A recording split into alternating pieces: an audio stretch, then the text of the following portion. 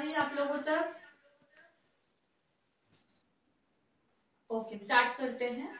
आज का जो विषय है विशेष विधा के अंतर्गत माना जाता है और जिसका नाम है यात्रा साहित्य। देखिएगा कि जो यात्रा साहित्य अब तक की जो विधा है उस विधा से बिल्कुल इस यात्रा वृत्तांत लेखन जो है, यह यात्रा वृत्तांत लेखन की एक नई शुरुआत प्राप्त हुई। जैसे कि गद्य की अनेक विधाएं होती हैं, गद्य की अनेक विधाओं में जैसे हम कहानी ले सकते, उपन्यास, नाटक, ठीक उसी तरह गद्य की अनेक विधाओं में यह यात्रा वृत्तांत में आता है। और इसका श्रेय जो है वह हम पश्चिमी साहित्य को देना चाहेंगे। लेकिन हिंदी साहित्य में यात्रा वृत्तांत जो है वो पश्चिमी साहित्य से बिल्कुल एक अलग, मौलिक एवं इस रूप में प्राप्त होता है कि इसमें हम अपनी परंपराओं को, देश, समाज एवं शिल्प की निजी विशेषताओं को हम लोग उसमें समाहित करने लग जाते हैं। तो हिंदी साहित्य में यात्रा वृत्तांत यह जो है इसका विपुल भंडार नहीं है। मतलब जैसे कि हम लोग जानते हैं कि कथा, कहानी, उपन्यास, नाटक, इसमें विपुल ऐसा भंडार हम लोगों को प्राप्त हो जाता है। तो यात्रा वृत्तांत में बहुत ढेर सारा साहित्य हमें प्राप्त नहीं होता। इसका प्रमुख कारण यह भी हो सकता है कि इसके लिए लेखक का जो वास्तविक यात्रा पर निकलना जरूरी होता है। मतलब यह यात्रा वृत्तांत तभी व्यक्ति लिख सकता है ना, जब वह व्यक्ति बाहर जाए, वास्तविक यात्रा पर वह निकले। बिना यात्रा पर निकले वो किस प्रकार से लिखे? तो यह यात्रा सिर्फ पर्यटन की भांति नहीं होती। मतलब यात्रा से तात्पर्य हम लोग क्या लेते हैं, है ना? तो यात्रा से तात्पर्य घर से निकल जाते हैं और फिर, हाँ जी,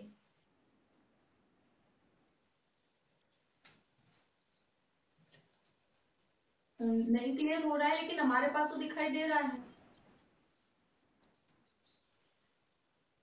आपका नेट, हाँ आपका नेटवर्क प्रॉब्लम हो सकता है। बाकी के लोगों को पूछिएगा आप थोड़ा, बाकी के जो लोग जुड़े हुए हैं आप बताइएगा कि क्या आपको वीडियो दिखाई दे रहा है।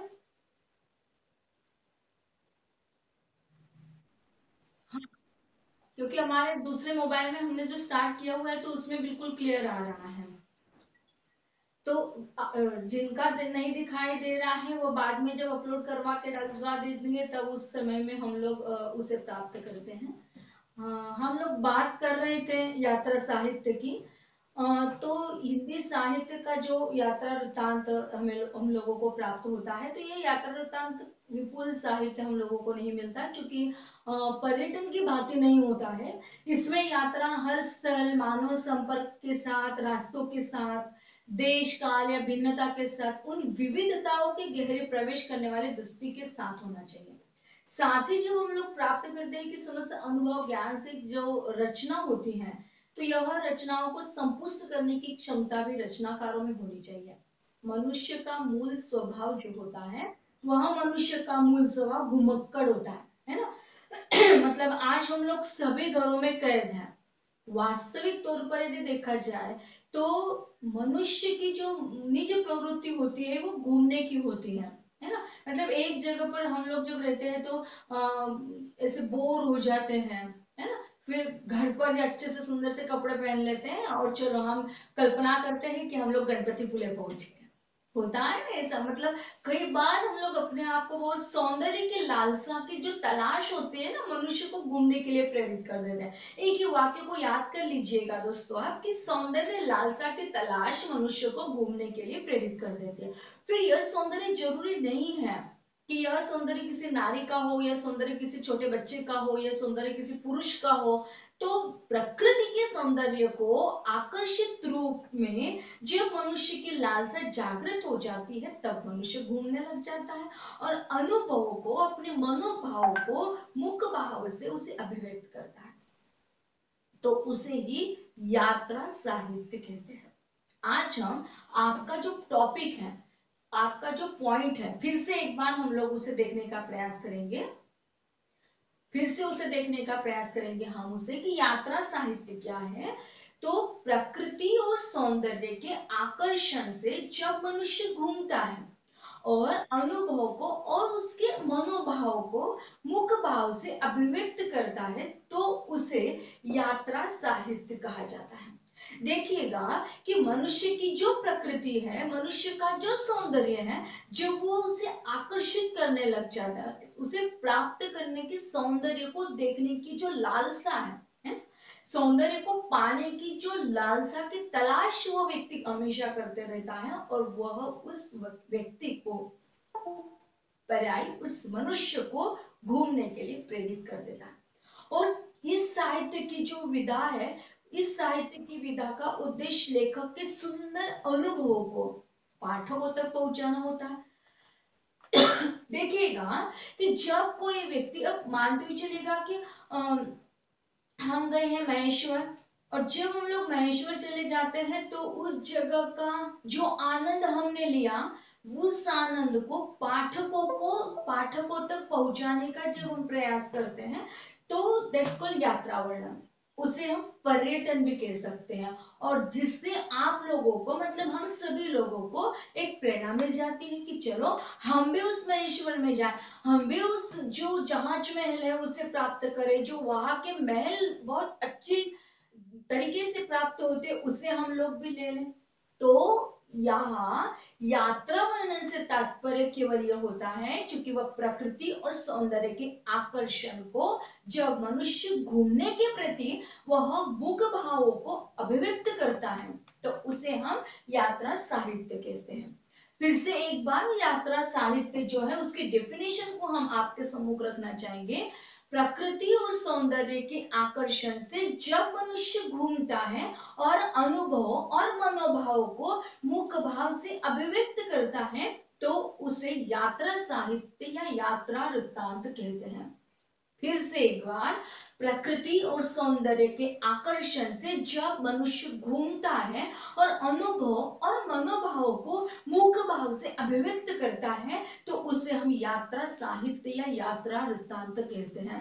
अब यदि आपको आपके पेपर का प्रश्न पत्र का टाइटल यदि क्लियर हो गया हो तो अब हम लोग इसका विवेचन करने के लिए तत्पर हो जाते हैं। दोस्तों आपको एक बोर्ड दिखाई दे रहा है, बोर्ड दिखाई दे रहा है आपको? ओके, अब देखिएगा कि जब यात्रा साहित्य विधा का सैद्धांतिक विवेचन, आपकी फर्स्ट इकाई स्टार्ट हो रही है अब यहां से कि यात्रा साहित्य का जो सैद्धांतिक विवेचन है वो किस प्रकार से है।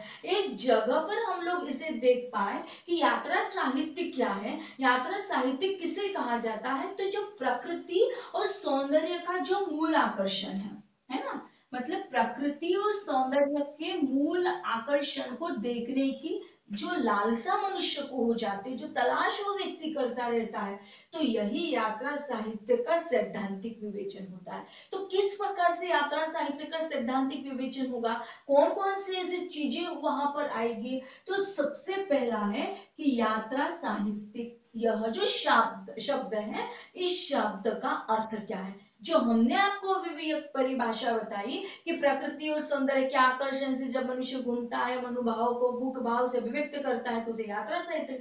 यह जो परिभाषा बताई केवल स्थूल मात्रा में यह परिभाषा है, ध्यान रखिएगा। अब मूलतः जब हम लोग इस साहित्य विधा का सैद्धांतिक विवेचन करेंगे तब हमें इसका शाब्दिक अर्थ देखने को मिल जाएगा कि यात्रा शब्द मूलतः क्या है, यह यात्रा शब्द कहां से आया, किस शब्द से जुड़ा हुआ यह शब्द है, और फिर यात्रा से तात्पर्य हम कौन कौन सी यात्रा को लेंगे तो आगे यह आएगा। तो इसके पश्चात यात्रा साहित्य की कई ऐसे पारिभाषिकार हैं चूंकि हम लोग प्राप्त कर चुके हैं कि इसका जो साहित्य है यह साहित्य प्रचुर मात्रा में नहीं मिलता। तात्पर्य हमें यहाँ इस जगह पर मिल पाएगा कि यात्रा साहित्य जो है तो यात्रा साहित्य का शाब्दिक अर्थों को आपको देखना है। साथ ही में यात्रा साहित्य की अलग अलग प्रकार के लोगों ने जो परिभाषाएं दी है उसे भी आपको यह देखना है कि किस प्रकार से, जिस प्रकार लोग काव्य की परिभाषाओं को देख पाए, जिस प्रकार हम भाषा की परिभाषाओं को देख पाए, ठीक उसी प्रकार हम लोग यहाँ पर यात्रा साहित्य की परिभाषाओं को लेकर आपके सम्मुख आएंगे, है ना। जैसे तत्व के बारे में है ना, अलग अलग प्रकार के तत्व होते हैं। कहानी के अपने तत्व हैं, देखे होंगे आपने SYPA में। उपन्यास के अपने तत्व होते जिस प्रकार से कथा वस्तु है, पात्र चरित्र चित्रण है, और साथ ही में हम कहेंगे कि संवाद होता है, भाषा शैली होते हैं, देश काल वातावरण होता है, उद्देश्य होता है और शीर्षक की सार्थकता। क्या इसी प्रकार के तत्वों के साथ हमारा ये यात्रा साहित्य जुड़ा होगा? तो दोस्तों यही सारी चीजें देखने के लिए आपको डेली क्लासरूम में जुड़ना होगा। यात्रा साहित्य का अर्थ क्या है, यात्रा साहित्य की परिभाषा क्या है, यात्रा साहित्य के तत्व किस प्रकार के होते हैं।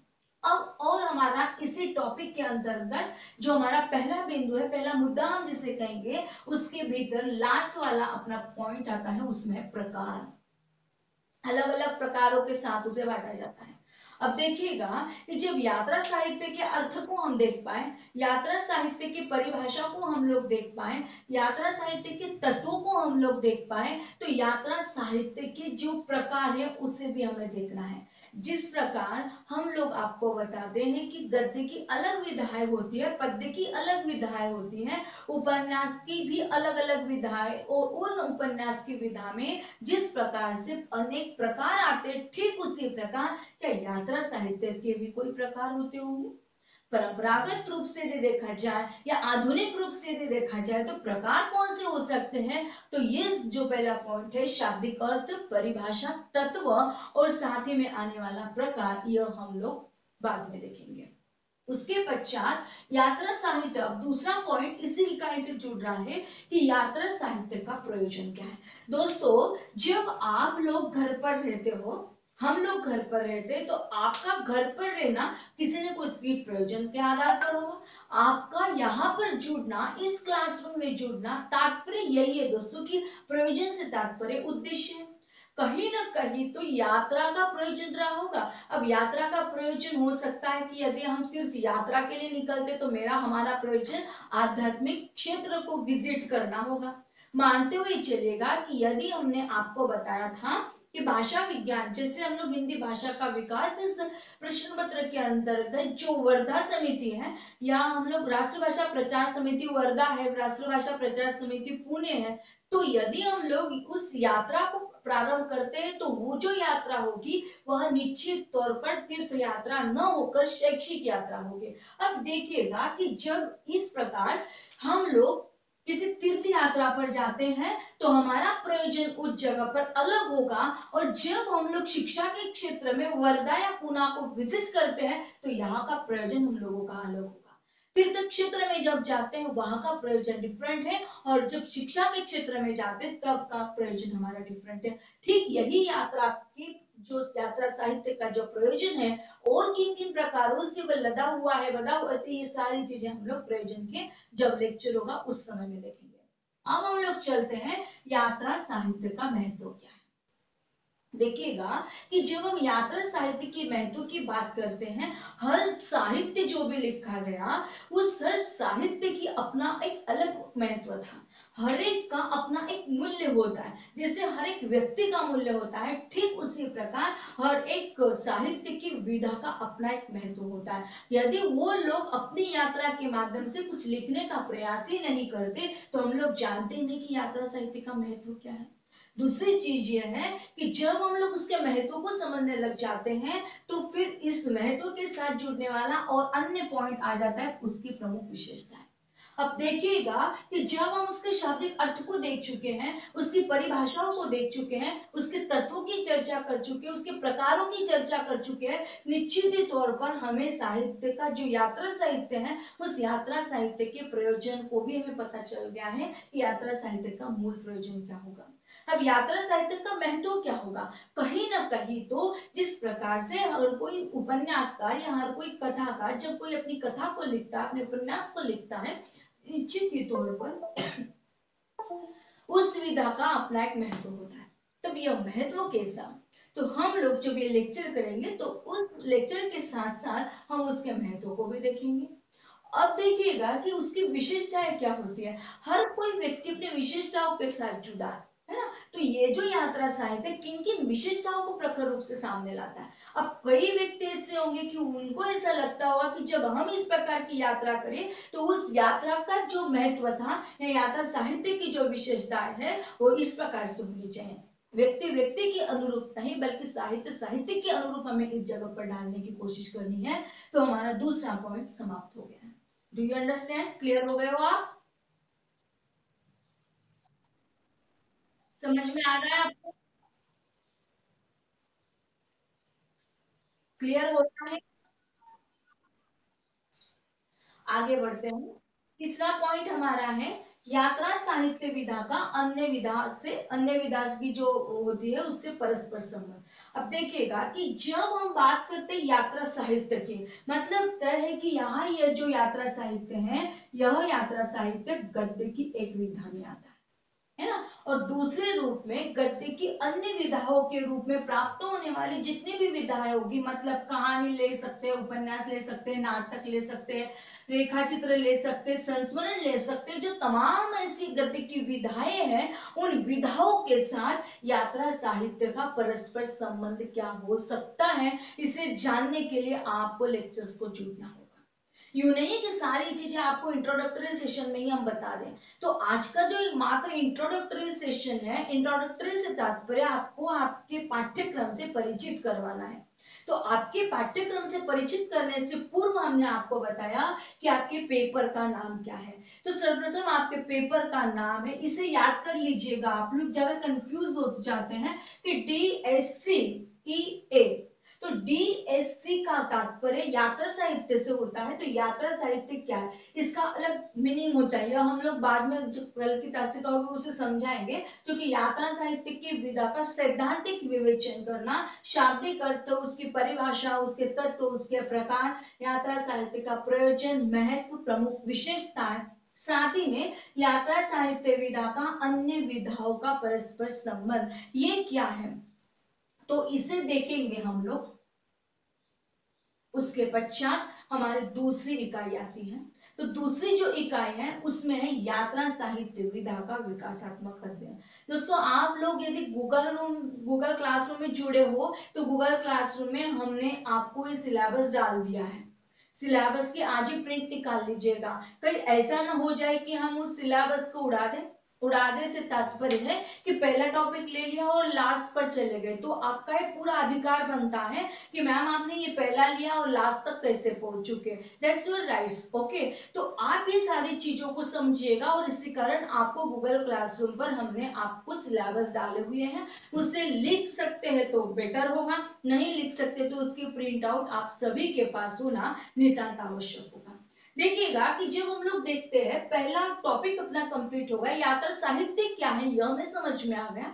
यात्रा साहित्य शब्द क्लियर हो गया, उसकी परिभाषा क्लियर हो गई, यात्रा साहित्य के तत्व क्या हो सकते यह समझ में आ गया, यात्रा साहित्य के प्रकार कौन से यह समझ में आया। उसके पश्चात यात्रा साहित्य क्यों लिखा जाता है, उसका प्रयोजन क्या होता है, मतलब जैसे प्राचीन काल में मनोरंजन के लिए, अर्थ की प्राप्ति के लिए, धन के लिए, नाम के लिए, है ना, ख्याति प्राप्त तो हो जाते ना जब हम लोग लिखते। तो यात्रा साहित्य का मूल प्रयोजन क्या रहा, तो यह हम लोग बाद में देखें। यात्रा साहित्य का महत्व को हम लोग देख चुके, विशिष्टताओं को हम लोग प्राप्त किए। यात्रा साहित्य विधा का अन्य विधाओं के साथ किस प्रकार से संबंध होता है, क्या कॉन्टेक्ट होता है, क्या जैसे कहानी और उपन्यास होता है वैसे यात्रा साहित्य होता है क्या, कहानी और उपन्यास के साथ साथ यात्रा साहित्य कुछ अपने डिफरेंट, अपनी कोई खास विशिष्टता को लेकर आता है, ये सारी चीजें हम लोग देखेंगे लेकिन बाद में। अब हम लोग चलते हैं अपने दूसरे टॉपिक की ओर। पहला टॉपिक आपको क्लियर हो गया, पहला टॉपिक क्या आपको क्लियर हो गया, एनी डाउट? आगे बढ़े हम लोग, ओके। तो हमारी जो दूसरा इकाई है या दूसरा टॉपिक हमारा इस जगह पर जुड़ रहा है, वह है यात्रा साहित्य विधा का विकासात्मक अध्ययन। अब देखिएगा कि जब यात्रा साहित्य की बात की तब हमने आपको बताया कि इस साहित्य में बहुत सारा साहित्य अवेलेबल नहीं है। क्योंकि हम लोग यह प्राप्त कर चुके हैं कि यात्रा साहित्य जैसे हिंदी साहित्य के भीतर शुरुआत हो जाती है भारतेंदु युग से, प्रेमचंद जी के युग से, ठीक वैसे यहाँ इस जगह पर भारतेंदु पूर्व युग तथा भारतेंदु युग, द्विवेदी युग, छायावादी युग और छायावादोत्तर युग तथा स्वातंत्र्योत्तर युग। मतलब कितने युग आ गए। एक तो पहली चीज के भारतेंदु युग आ गया, द्विवेदी युग आ गया। मतलब देखिएगा कि जब भारतेंदु अपना एक मूल साहित्यकार है और द्विवेदी युग यह एक साहित्यकार, फिर छायावाद, हिंदी साहित्य के छायावाद को आप लोग देखें तो इस प्रकार जब छायावादी युग हुआ तो छायावाद खत्म होते ही, समाप्त होते ही छायावादोत्तर युग को प्राप्त हुआ, स्वतंत्रता प्राप्त हुई, स्वातंत्र्योत्तर युग प्राप्त हुआ और उसके पश्चात समकालीन यात्रा साहित्य।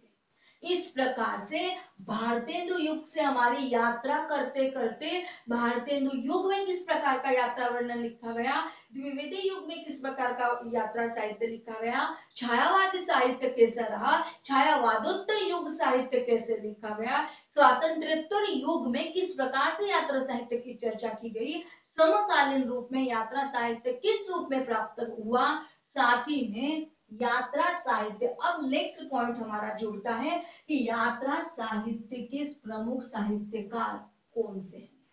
हो सकता है कि जिस प्रकार हमने प्रेमचंद जी को देखा या अलग अलग उपन्यासकारों को देखा, अलग अलग कहानीकारों को देखा, महादेवी वर्मा को, ठीक उसी प्रकार कई ऐसे तमाम साहित्यकार हैं चूंकि हम लोग प्राप्त कर चुके हैं कि इसका जो साहित्य है यह साहित्य बहुत ही कम मात्रा में हुआ। तो हम उस समय में उनके जो साहित्यकार है, ऐसे कौन कौन से साहित्यकार रहे कि जिन साहित्यकारों ने उसे लिखने का प्रयास किया और बस केवल एक दो साहित्य लिखा और वो ख्याति प्राप्त हो गए। तो वैसे ही हमें देखना है कि उन्होंने किस प्रकार की यात्रा वर्णन किया। साथ ही में वो जो साहित्यकार हैं उस यात्रा साहित्य के प्रमुख साहित्यकारों को भी देखना है और उन साहित्यकारों ने जहां पर भी वो गए और जिस प्रकार से उन्होंने यात्रा को वर्णित किया तो उन्होंने जहां जहां पर भी गए उनकी यात्रा के वर्णनों का सामान्य परिचय हमें इस जगह पर प्राप्त करना है। अब हम लोग आगे बढ़ते हैं और हमारी अगली जो कृति है साहित्य कृति मेरी जापान यात्रा। अब तक हम लोगों ने किसे देखा तो ये जो शब्द आपके समूह आ रहा है यात्रा साहित्य, बस उसे ही हमने देखा, उसे ही हम लोग देख पाए कि मूलतः यात्रा क्या है, यात्रा का शब्द क्या है, यात्रा शब्द की महत्ता किसे कहा जाता है, इस प्रकार हम लोग यहाँ तक आए। अब इसके पश्चात यदि हम लोग नजर डालते हैं कि हमारी जो अगला पॉइंट है, अगली इकाई जो है हमारी वह है साहित्य कृति मेरी जापान यात्रा। देखिएगा दोस्तों कि यह जो भारत भूमि है यह भारत भूमि संतों की भूमि कहलाती है। अब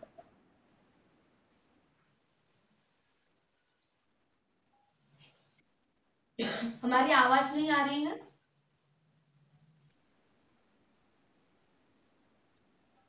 आपके नेट में प्रॉब्लम होगा, बाकी के लोग आप लोग जी आवाज नहीं आ रही है, सभी को प्रॉब्लम हो रहा है ये।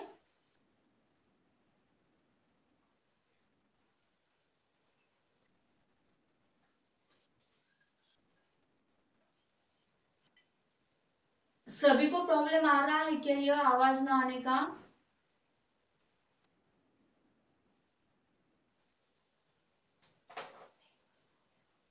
नेटवर्क प्रॉब्लम हो सकता है फिर।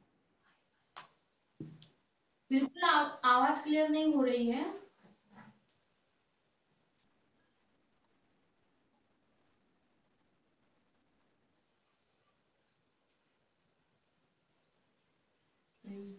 फिर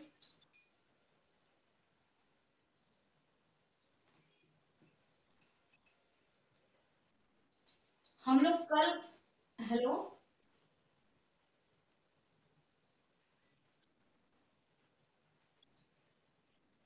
1 मिनट में रुक जाइएगा आप, थोड़ा सा इशू देख लेते हैं, उसके पश्चात हम लोग फिर से ज्वाइन हो जाएंगे, है ना। बस वैसे बने रहिएगा आप लोग, इतना जितना समझाया उतना तो समझ गए कि नहीं।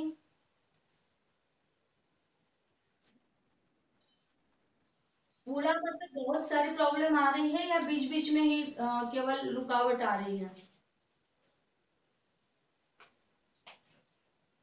हेलो, हाँ, अब देखिएगा कि हम लोग यहाँ तक आए थे, यात्रा साहित्य, बिल्कुल आवाज नहीं आ रही है।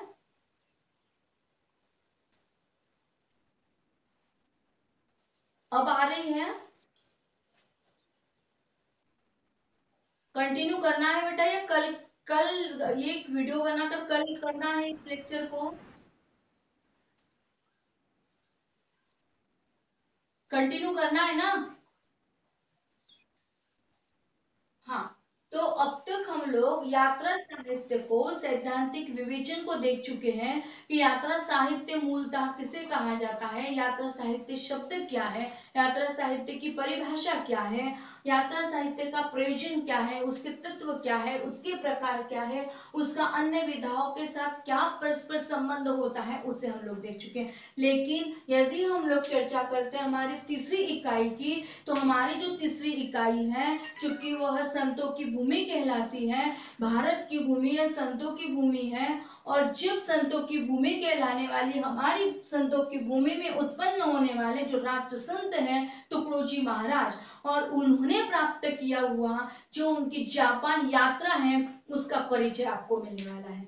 साथ ही में यह जो इकाई है, इसमें राष्ट्र संत तुकडोजी महाराज जो है उनके जीवन का एवं उनकी रचनाओं के परिचय के साथ भी आपको हम लेकर जाएंगे कि उनका जीवन क्या है, उनका जीवन का परिचय क्या है।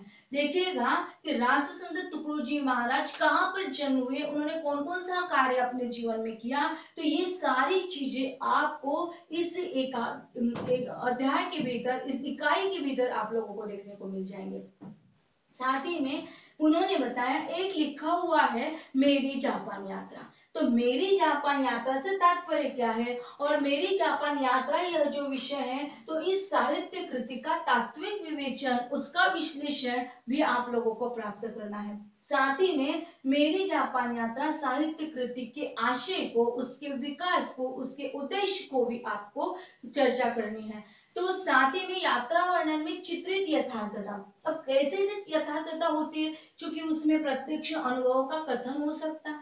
अब देखिएगा कि जो यात्रा उन्होंने जापान में जाकर की, मतलब जापान में जाते हुए तुकडोजी महाराज ने जिस भी प्रकार के लोगों के साथ मिले, कैसे गए, फ्लाइट से गए तो किस फ्लाइट से गए, और फिर वहां से वो ट्रेन से गए तो किस ट्रेन से गए, फिर वह कौन से इस गाड़ी को उन्होंने लिया, कौन से होटल में वो रहे, सारी चीजें आपको मेरी जापान यात्रा अर्थात जो तुकडोजी महाराज है, राष्ट्र संत तुकडोजी महाराज, उनके साथ हम लोगों को मिलने वाली है।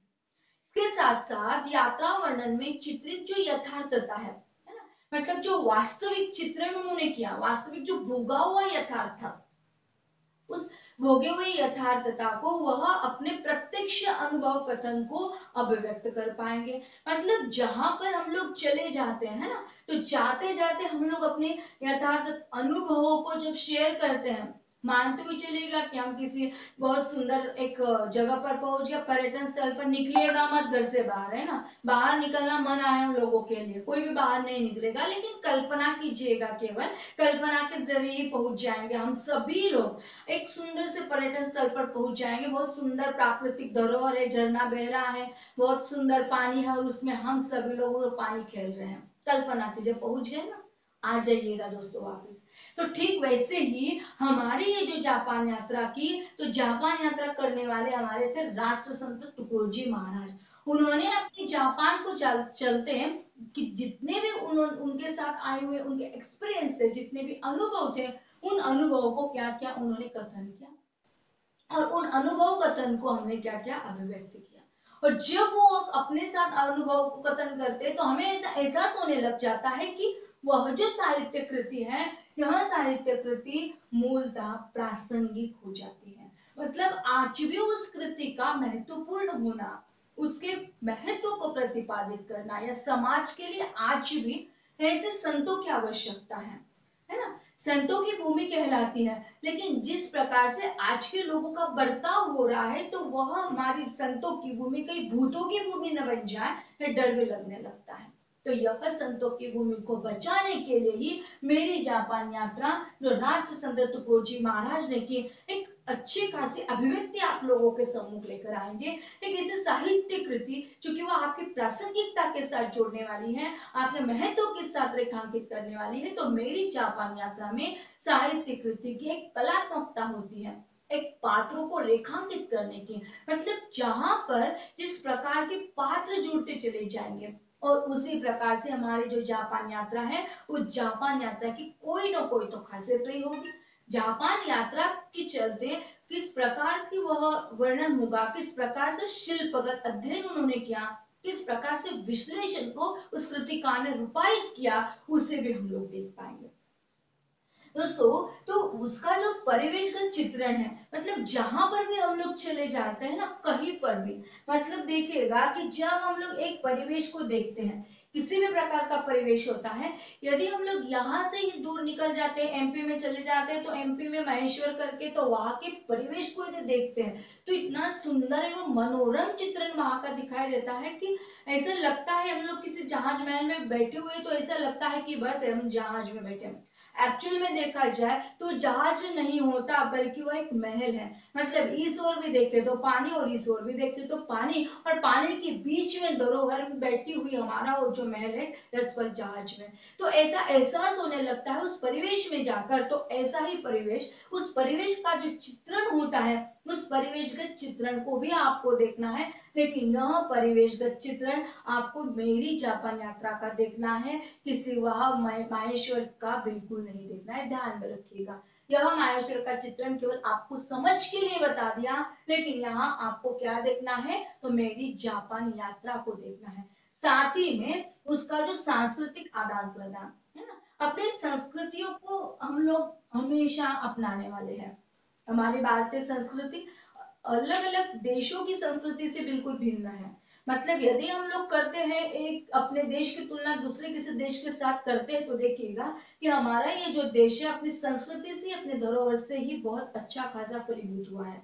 आज भी हम लोग बच पाते हैं, इतने आक्रमणकारी लोगों ने हम लोगों पर आक्रमण किया, और इसका तात्पर्य केवल यही निकलता है कि हम बचे, हम बचेंगे, हम लड़ेंगे, और लड़ाई में हम लोग जीतेंगे। इसका एकमात्र रीजन है कि हम अपनी संस्कृति के आधार पर हैं। क्योंकि हमारी जो संस्कृति है, अतिथि देवो भव, मातृ पितृ देवो भव को अपनाने वाली हमारी यह संस्कृति, हमारे भारत की मिट्टी में ही यह सारा जो हम कहेंगे कि संस्कारों की जो भूमि हमारी हुई है, उन संस्कारों की भूमि में सांस्कृतिकता का आदान प्रदान करने का तरीका भी प्राप्त है। और दोस्तों, जब हम चर्चा करते हैं मेरी जापान यात्रा की, तो मेरी जापान यात्रा में निस्संदेह रूप से हमें एहसास हो जाता है कि हमारी जो सांस्कृतिक धरोहर है, वह निश्चित ही तौर पर जापान से कहीं बेटर होगी। कहा जाता है कि हमारा जो एजुकेशन सिस्टम है, एजुकेशन सिस्टम अमेरिका का ज्यादा अच्छा है, हमारा अच्छा नहीं है। लेकिन कई जगह पर ऑब्जेक्शन उठाने वाले लोगों ने कहलवा दिया कि जहां हम लोग भारतीय संस्कृति को अपनाते हैं, हमारे बच्चे हमारे माता पिता का, पेरेंट्स का जिस प्रकार से आदर सत्कार करते हैं, ठीक वैसे ही आदर सत्कार वाली जो बातें हैं अमेरिका में नहीं दिखाई दी जाती।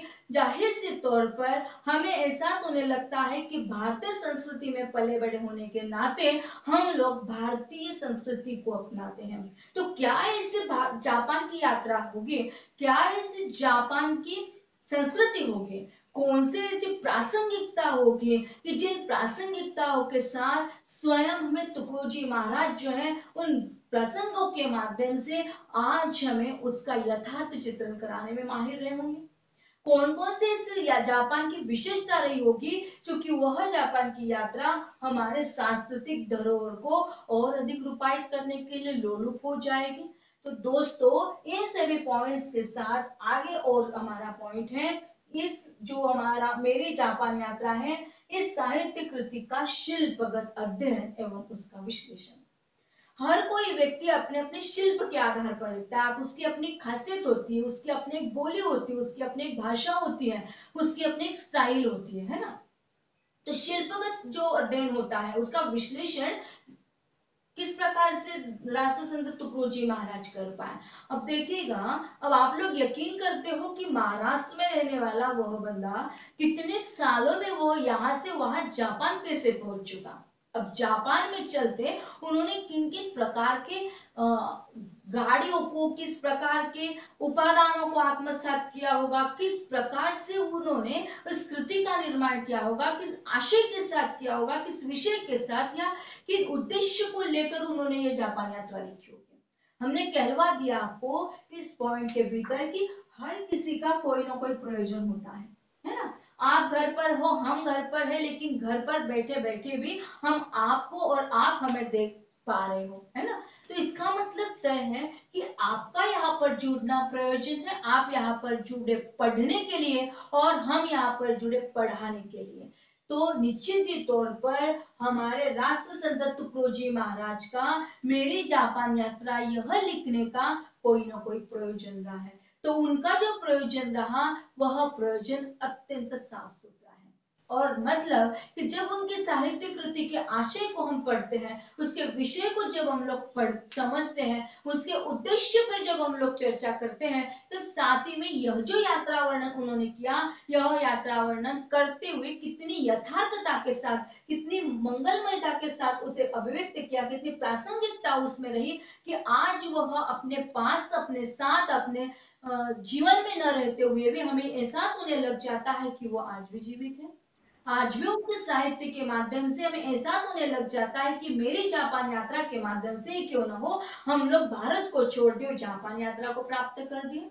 और जब इस प्रकार के वक्तव्य को हम देखते हैं, जब इस प्रकार के मेरी जापान यात्रा को हम लोग जब पढ़ेंगे, तब हमें एहसास हो जाएगा कि निश्चित तौर पर राष्ट्र संत तुकडोजी महाराज ने जो उन्होंने उस समय में अपनी यात्रा की, और वह यात्रा उन्होंने भारत को छोड़कर जापान में क्यों की।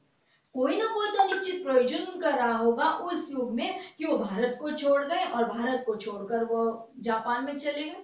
अमेरिका में भी तो जा सकते, लेकिन कौन सा ऐसा प्रयोजन रहा, इन सभी प्रयोजनों को लेकर कलात्मकता, यथार्थता, प्रासंगिकता, इन सभी मुद्दों की चर्चा होगी। दोस्तों, यह जो हमारा यात्रा साहित्य है मूलतः दो हिस्सों में बटा है। तो पहला जो हिस्सा है, तो पहले हिस्से, हाँ हमारी आवाज अब ठीक ठाक ढंग से आ रही है ना? अभी भी अटक रही है?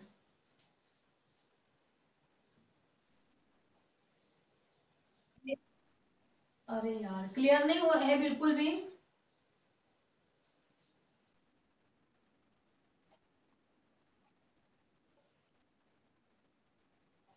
अच्छा, ठीक है, देखते हैं आप लोग कितना समझ पा रहे हो, उसे नहीं समझ में आ रहा है तो जैसे जैसे हम लोग एक एक पॉइंट्स को हल करते जाएंगे तो वैसे आप लोग समझ जाइएगा, है ना।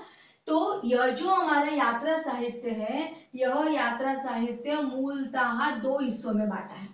अब ये दो आधार कैसे, कि दो हिस्से कैसे, दो विभाग कैसे इसके, तो दो विभागों में मतलब कि पहला है यात्रा साहित्य। तो यात्रा साहित्य का सैद्धांतिक विवेचन हम लोगों को प्राप्त करना है। तो यात्रा साहित्य के सैद्धांतिक विवेचन में हम लोग प्राप्त किए शाब्दिक अर्थ, परिभाषा, तत्व, प्रकार, यात्रा साहित्य का प्रयोजन, महत्व, विशेषताएं, यात्रा साहित्य विधा का अन्य विधाओं के साथ परस्पर संबंध, फिर उसके पश्चात यात्रा साहित्य विधा का विकासात्मक अध्ययन, भारतेंदु युग, द्विवेदी युग, छायावादी युग, छायावादोत्तर युग, स्वातंत्र्योत्तर युग और समकालीन यात्रा साहित्य का युग। मतलब क्या है कि हमें यहाँ पर 1, 2, 3, 4, 5 और 6 युगों को देखना है, एक युग को नहीं देखना।